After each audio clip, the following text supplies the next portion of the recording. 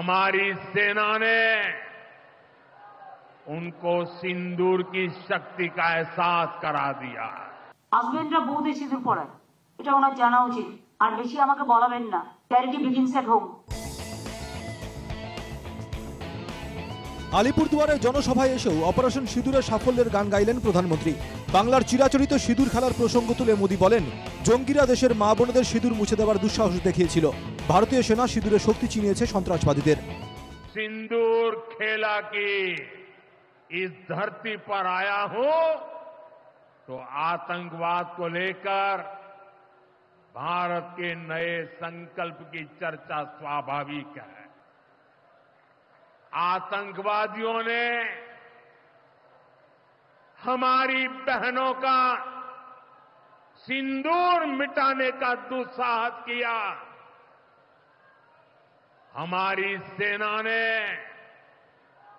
उनको सिंदूर की शक्ति का एहसास करा दिया। পেহেলগাঁও হামলার পর বাংলাতেও যে ক্ষোভ ছিল তা তিনি অনুভব করতে পেরেছিলেন বলে দাবি করেন প্রধানমন্ত্রী।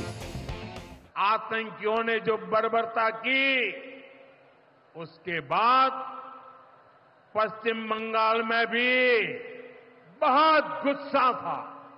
आपका जो गुस्सा था उसको मैं भली भांति समझता था।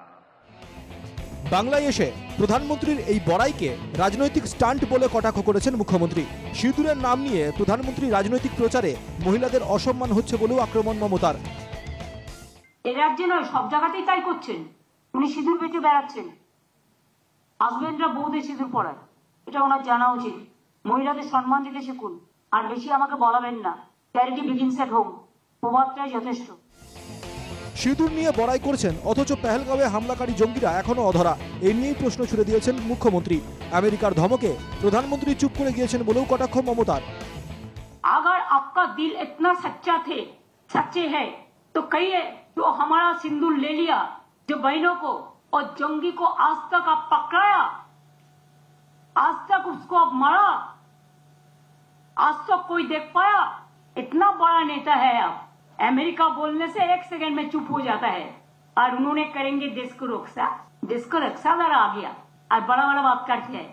सब खराब है, वो एक ही अच्छा है।